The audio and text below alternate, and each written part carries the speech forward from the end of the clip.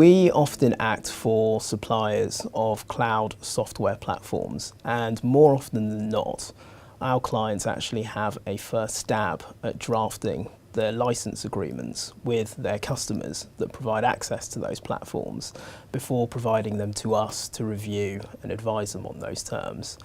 I today have some tips for our clients when they're going through that process in order to make those agreements both client friendly and to protect their businesses. You need to be clear in your cloud software license terms as to the pricing model that you're using.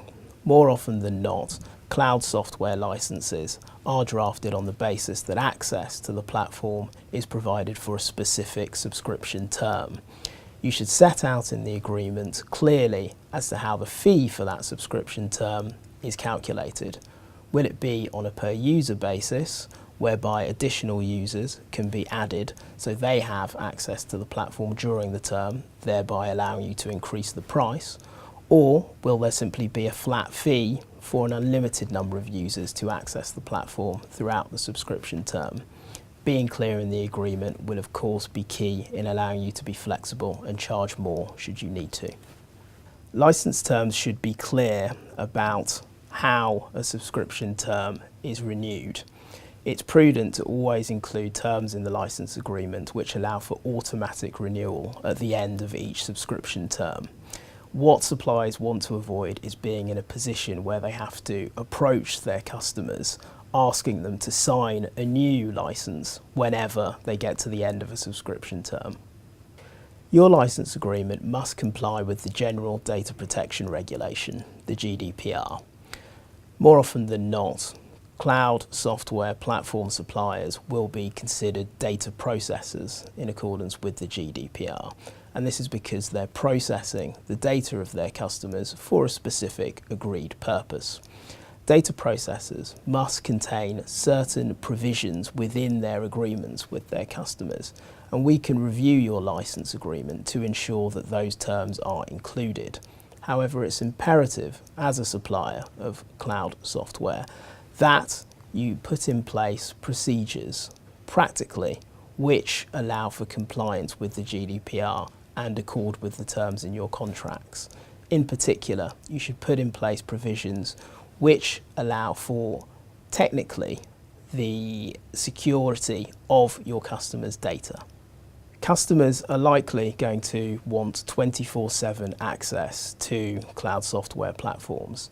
Whilst this is a reasonable requirement, suppliers should always put in place carve-outs to that general rule, which allow, for example, to carry out scheduled maintenance and therefore have downtime while that maintenance takes place. Ultimately, that's going to be a practical necessity for all suppliers of cloud software.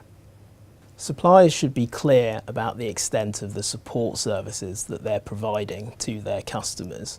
For example, if a supplier has an online or a telephone help desk, they should be clear as to the opening hours for that help desk, particularly if they have customers who are based in different jurisdictions. Incorporating clear provisions such as those in support policies that sit alongside your license agreement should manage customer expectations from the outset and help prevent complaints going forwards. You should make sure that your license agreement protects the intellectual property rights in your cloud software platform. Ultimately, you want to make sure that the agreement does what it says and it licenses the intellectual property to your customers rather than assigning it to your customers. You want to make sure that you avoid a position where you inadvertently actually transfer ownership of your platform to one of your customers. And we can of course review the draft terms that you have in place to ensure that you don't fall into that trap. You should ensure that your license agreement protects your business in the event that the worst happens and you breach its terms, your customer suffers loss and approaches you for reimbursement of those losses. You can do so in two ways. One of them is to exclude liability for consequential losses, i.e. losses that do not arise directly from the breach that has occurred. Another way of doing it is to limit your overall liability to your customer by placing a cap on liability in the agreement itself.